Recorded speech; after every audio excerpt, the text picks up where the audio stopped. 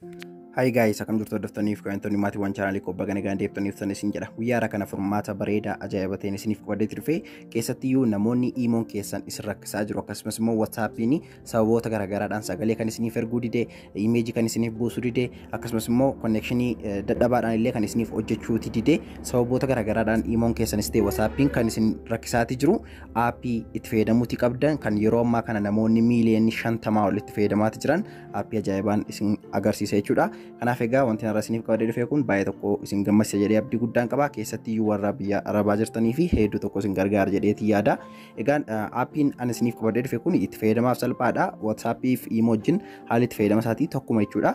Garuu egaa konnekshinii yookiin immoo daataas ta'u Wi-Fi dadhabduu taateen xiqqaa ta'een dalaguu ni danda'a jechuudha.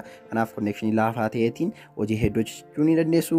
Dabalatas immoo jechuudha yoo karaan isin hirkaatti kan baddu ta'e illee fakkeenyaaf biyya tokko gara biyya tokkotti yeroo deemtan safara tokko gara safara tokkotti yeroo tochaatanii yoo karaan isin hirkaa badee namni dhufee akkasiin fuudhu yoo barbaadan kun lokeeshin sheerii illee ofirraa ni qaba. Lokeeshinii keessan nama barbaadaniif sheerii gochuu ni dandeessu.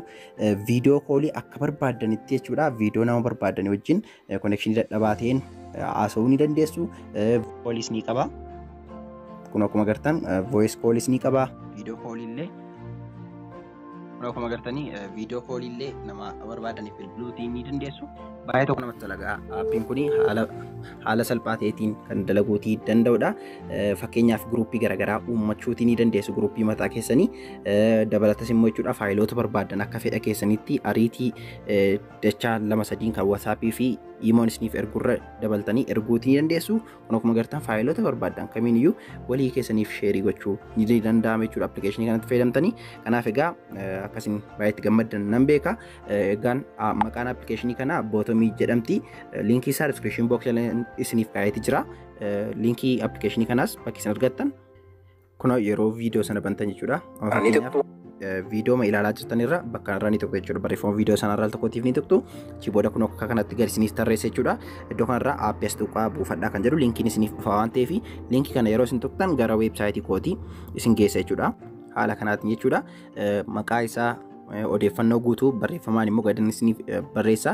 Akkasumas immoo viidiyoolee addanarra isiniif nan kaa'a. Ingiliffaanis barreeffamee jira jechuudha. Odeeffannoo guutuu waan appilikeeshinii sanaa wal qabatu hunda nan barreessa jechuudha. Addanarratti addanarra seenuun egaa informationii gahaa erga argattanii booda dhumarra dhufuudhaan immoo daawunlood kan jedhu mallattoo kanarraa al tokkotiif ni tuqxu. Kunoo qaxxitaa Play Store irra isin fida jechuudha. Play Store irraatii gadi buufachuu dandeessu. Aappichi isa kana miti. Linkii isaa description box jalaa yeroo tuqxan qaxxitaa Play Store irraa kan isin geessuun isiniif kaa'ee jechuudha. Appilikeeshinii kana waa hedduu jechuu nan danda'an ture garuu yeroo keessan fudhachuurra haalli itti fayyadama isaatii salphaa waan ta'eef hangana wanti isin rakkisu jira jedheetii yaadu. Meestii jalqabaa kaasee kamitti akka bantan itti fayyadamtan immoo kan isinitti agarsiisu ta'a baay'ee tokko laafaadhanis. By the way sagalee yookiin immoo voice calls ni iddoo kanarraa ilaaluutii dandeessu itti fayyadamuu ni dandeessu jechuudha. Meegaa akkaawuntii baneen isinitti agarsiisa jechuudha. Akkaataa itti banachuutii dandeessan namoonni tokko tokko akkaataan isaa isiniif galuu dhiisuu ni danda'a waan ta'eef clear data godheen akka haaraatti seena jechuudha. No jalqaba yeroo bantan haala kanaatiin isiniif bana. Saniin booda iddoo kanarraati agreenda activate kan jedhu ishee kanarra ni tuqxu jechuudha. Mallattoo magariisa kanarra. Achi booda kunoo loading ergi jedhee booda kunoo bakka kanarraati biyya keessa jirtan ofii isaatiin isiniif filata jechuudha. Amma kan koo Itoophiyaa daayirektiin ofii isaatiin iddoo kanarra kaawuntii konaaf kaa'eeti jira. Jiruu yoo barbaadan iddoo kanarra tuquudhaan geddaruutii ni dandeessu jechuudha. Kun akkuma agartanii biyyoota barbaadan filachuu ni dandeessu.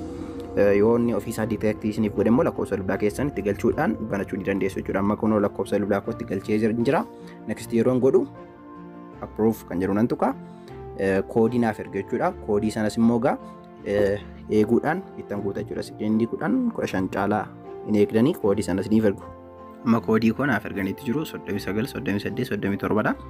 Kunoo kan keessan kan biraa isiniif ergu jechuudha. Siimiidhaa gara siimiitti ol caala. Ittiin nan jedha. Halloo. Amma akkuma agartanii naa banameetii jira jechuudha.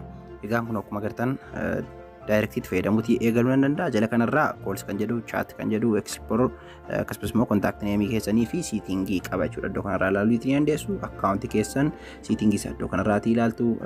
Lakkoofsa bilbilaa keessanii jiru siistemoota garaagaraa iddoo kanarraa to'attu jechuudha. Itti fayyadamni isaa akkuma sila isiniin jedhee baay'ee tokko salphaadha jechuudha. Wanti isin gootan yoo namni bootomii fayyadamu kan maqaa isaanii galmeeffatanii jirtan bilbila keessan irra yoo jiraate gadi isiniif tarreessa. Kanaan achi immoo dhuftanii kontaaktii neemii keessaatii namoota fayyadamaati jiranii dhuftanii baafachuudhaan kunoo daayirektii walii wajjin haasaa gochuutii ni dandeessu jechuudha. Amma kun akkuma agartan nama barbaade duukaa haayyachuutii ni danda'a jechuudha. Faayiloota barbaades akka fedha kootiitti erguu fi nan danda'a jechuudha. Kun akkuma agartanii kun amma faayila tokko calleedhaan ergaa suuraa kana addaan irratti immoo suuraa ediitii gochuu barbaadan kun akka fedha keessanitti waan barbaadan irratti gochuutii ni dandeessu. Akkuma WhatsAppidha jechuudha. Akkuma WhatsAppidha. Hedduu tokko immoo saffisa bareedaa ta'een kan dalaguu danda'udha jechuudha. Kana fakkaata egaa haalli itti fayyadama isaatis hedduu salphaa waan ta'eef yeroo gubuu hin barbaachisu jechuudha. Egaan liinkii isaa description box jalaa argattu akkuma silan jedhe yeroo ta'an deemnee galagaruutti nagaanaaf turaasinan jaaladhaa sinan kabajaa yaada qabdan koomentii irratti naaf barreessuu hin dagatinaa. Bye bye.